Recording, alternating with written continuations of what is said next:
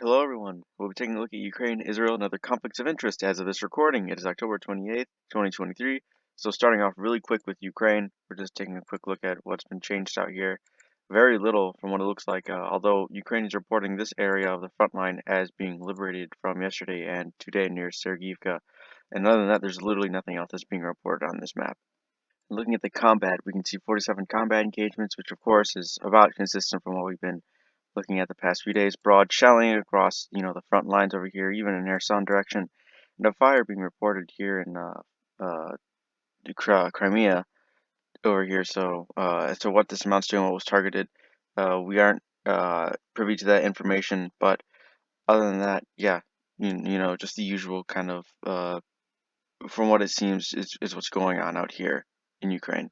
Now taking a look at Oryx over here, just looking quickly at the equipment losses. So Ukraine was sitting at 4,651 as per last update, and now it's sitting at 4,666.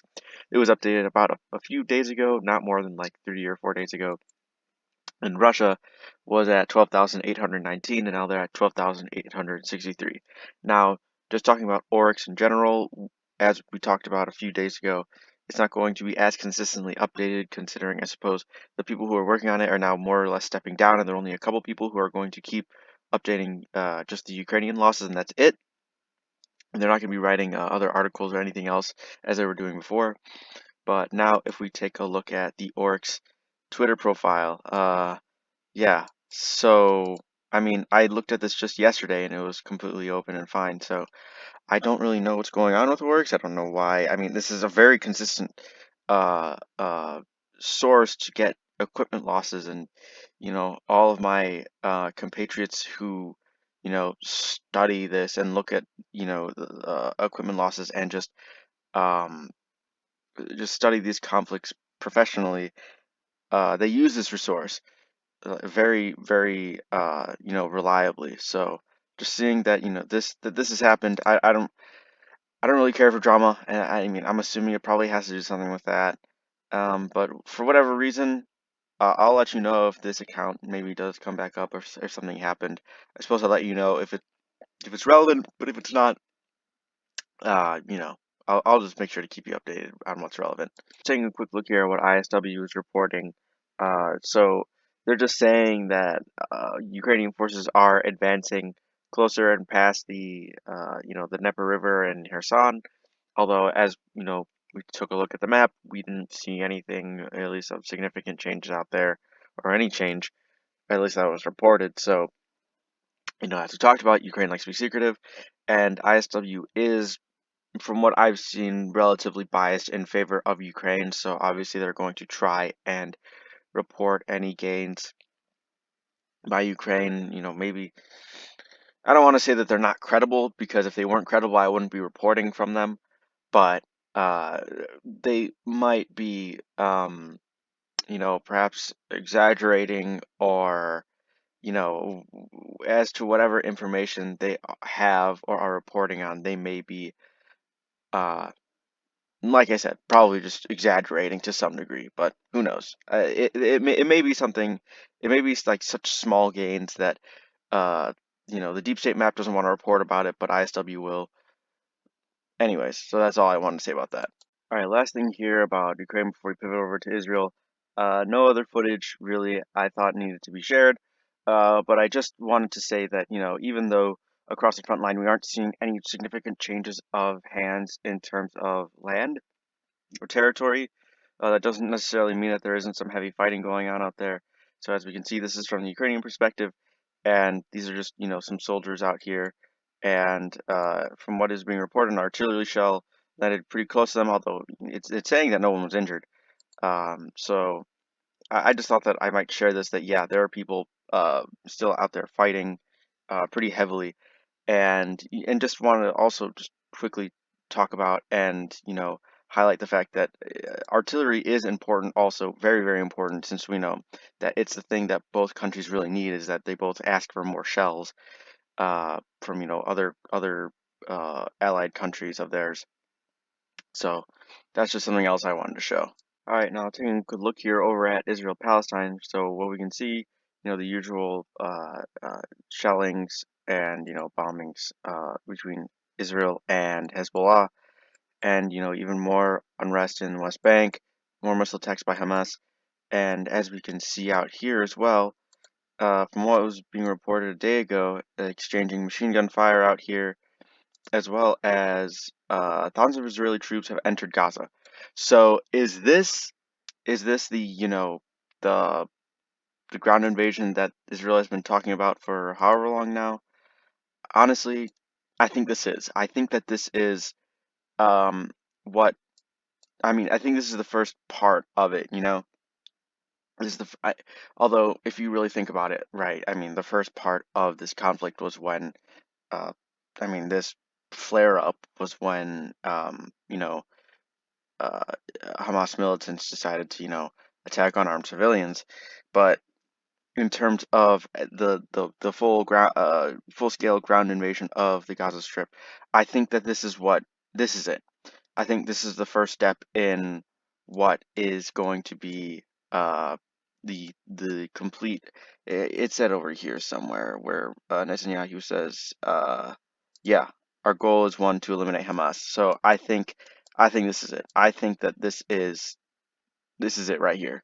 So pretty much on the same story out here, just further highlighting, the use of artillery strikes, artillery fire, and bombings uh, by Israel. So just talking about, their huge air campaign and what is, from what we can see, obviously in modern warfare, air power is very important.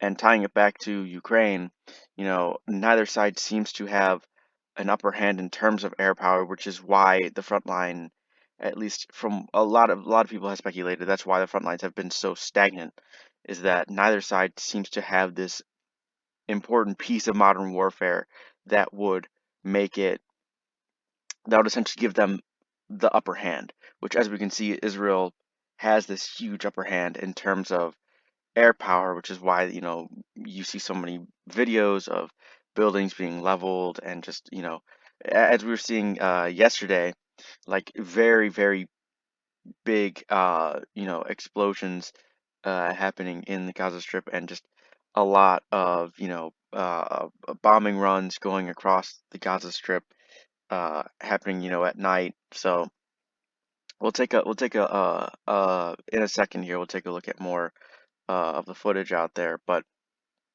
yeah, so what it's talking about, it seems to confirm that Israel's ground invasion has started across the Gaza Strip. So taking a quick look here at some of the footage that's been coming out of this Israeli ground campaign.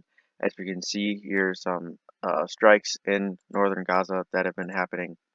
And if we move a bit forward, we can see these are Israeli tanks moving across northern Gaza. So they are there, and it's just highlighting the fact that, this ground invasion has again expanded further. As before, there are just, a couple raids into northern Gaza Strip, but the Israeli forces are coming, and they are coming with the intent of staying. So taking a quick look here, away from Ukraine and Israel, this is some footage coming out of Myanmar, and just wanting to talk about it for just a second here, that apparently these are the Myanmar National Democratic Alliance Army. And also, I guess they're called the Kokang Army, and they are allegedly, from what it says, is they are Chinese backed, and apparently there is an offensive going on right now that is taking over, I guess, the entire northern Shan state, and we can take a look here at what that really looks like. Um, but I just wanted to show it for a second here, just a couple stills of what's happening, and that there's just this guy on this machine gun out here just firing apparently into the direction of um, an army outpost. So yeah, let's take a quick look at a map here of Myanmar. So yeah, those who aren't familiar with the country, the Shan State, which is over here in its northeastern part, from what it looks like, it's alleging that it's apparently enveloping the entire area of it. And as we know, whether these whatever you want to call them, rebels, insurgents, whatever, uh, are doing, as we know, if Myanmar is a very uh, dense dense in terms of, forests and places where rebels or insurgents can hide. So, it's easy to see how, in a place like this, a civil conflict has been going on for so long, since it's just so easy for them to conduct warfare in that way. So I'll definitely be keeping an eye on this for the near future as to what this may turn out to be. All right, other than that, that's all I really want to talk about today. I would just recommend, keeping an eye on Israel for yourself if you're further interested in this conflict, as, this is something that is developing hour by hour as, this goes on. But um, what do I personally expect of this offensive?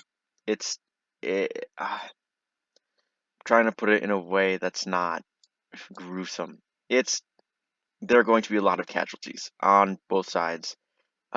Military, civilian, a lot of people are going to suffer because of this, I think. Um, just based on what we've seen and how densely populated Gaza is in general. So that's just what I think. But anyways, other than that, if there are any other conflicts you want me to cover in the future or anything else I'm not taking a closer look at, let me know in the comments. And other than that, thanks for watching.